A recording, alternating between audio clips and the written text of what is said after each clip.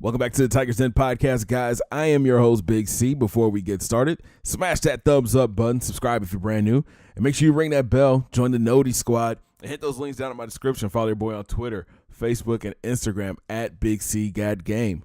The win streak continues. Our Tigers moved to 9-0 after squeaking by ULL 42-32.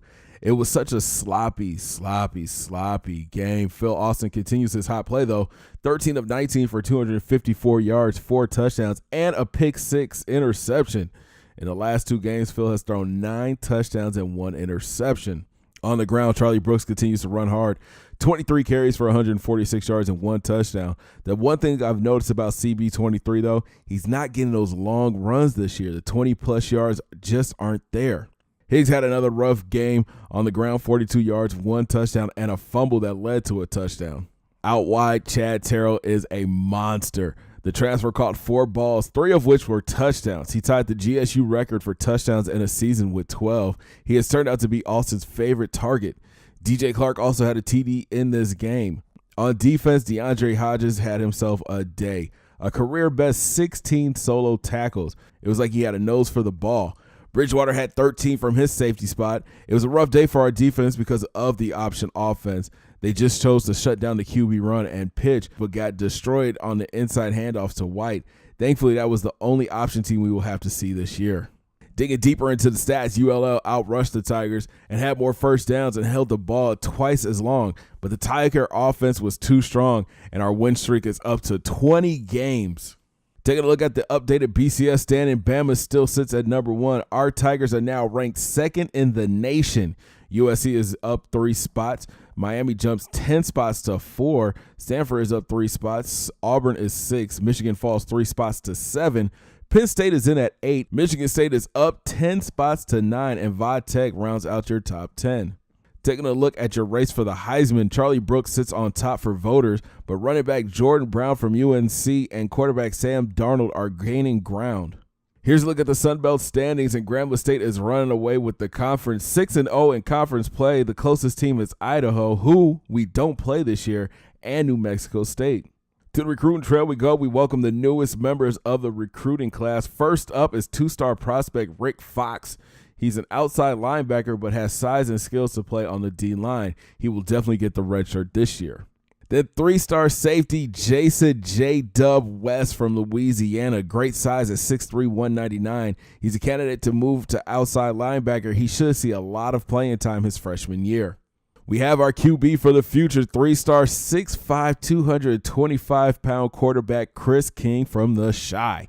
He is a pocket passer with a strong arm. He could be in the Cardell Jones mold.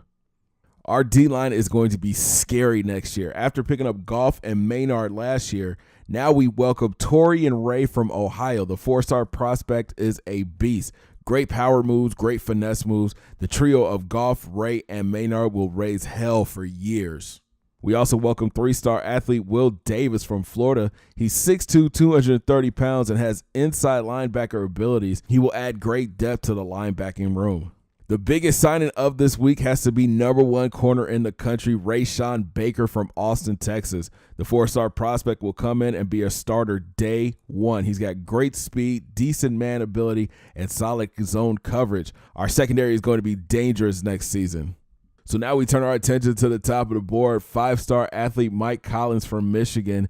Mizzou has the lead, but GSU is fighting. Same for 5-star athlete Sean Edwards. The Arizona native moved New Mexico State to his number 1 team, but has a visit to Mizzou coming up this week.